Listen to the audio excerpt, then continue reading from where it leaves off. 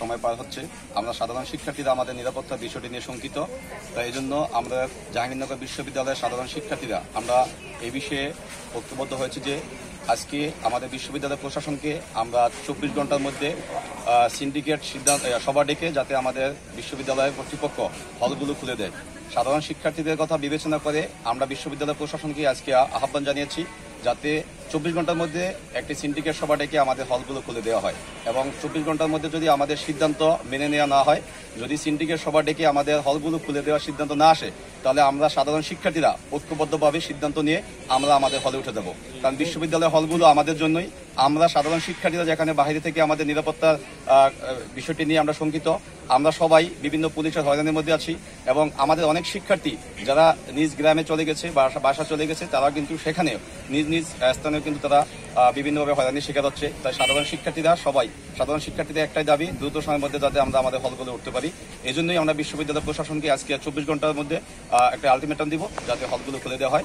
পাশাপাশি আমরা আমাদের যে সকল সমন্বয়কদেরকে আপনারা জানেন যে আরিফ সোহেল সহ আমাদের আন্দোলনরত শিক্ষার্থী লিওন সহ সারা বাংলার অনেক শিক্ষার্থীকে নির্বিচারে সেখানে হত্যা করা হয়েছে, অনেক শিক্ষার্থীকে আটক করা হয়েছে, অনেককে গুম করা হয়েছে এবং অনেক শিক্ষার্থী তারা কিন্তু এখানে অন্যায়ভাবে রিমান্ডের শিকার হচ্ছে।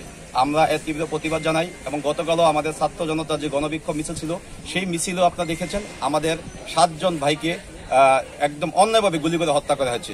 আমরা এর তীব্র প্রতিবাদ জানাই। অনেক শিক্ষক আমাদের এই যৌক্তিক আন্দোলনের সাথে সংহতি জানানোর জন্য অনেক শিক্ষকও লাঞ্ছিত হয়েছে, আমরা তার প্রতি ধিক্কার জানাই। আমরা অতি সত্বর সরকারের কাছে দাবি জানাচ্ছি যাতে আমাদের যে ছাত্র সমাজের যে 9 দফা দাবির জন্য আমরা এতে মাঠে আছি, যাতে সেই 9 দফা দাবিটি বাস্তবায়ন করা হয়।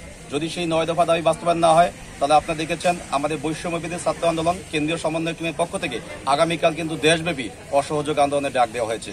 আমরা চাই আজকের মধ্যেই যাতে আমাদের 9 দফা দাবি বাস্তবায়ন করুক, যাতে আগামীকাল অসহযোগের ডাক দেওয়া না লাগে, যাতে সরকার আমাদের শিক্ষার্থীদের কথা বিবেচনা করে, রাষ্ট্রের কথা বিবেচনা করে, রাষ্ট্রের সম্পদের কথা বিবেচনা করে এবং সর্বোপরি আমাদের যারা ভবিষ্যৎ প্রজন্ম, যারা আগামী বাংলাদেশ গড়বে, যারা সুন্দর বাংলাদেশ গড়বে, যারা আগামী বাংলাদেশ নেতৃত্ব দিবে, তাদের চাওয়া পাওয়ার প্রেক্ষিতে যাতে আমাদের 9 দফা দাবি আজকের মধ্যে বাস্তবায়ন করা হয়।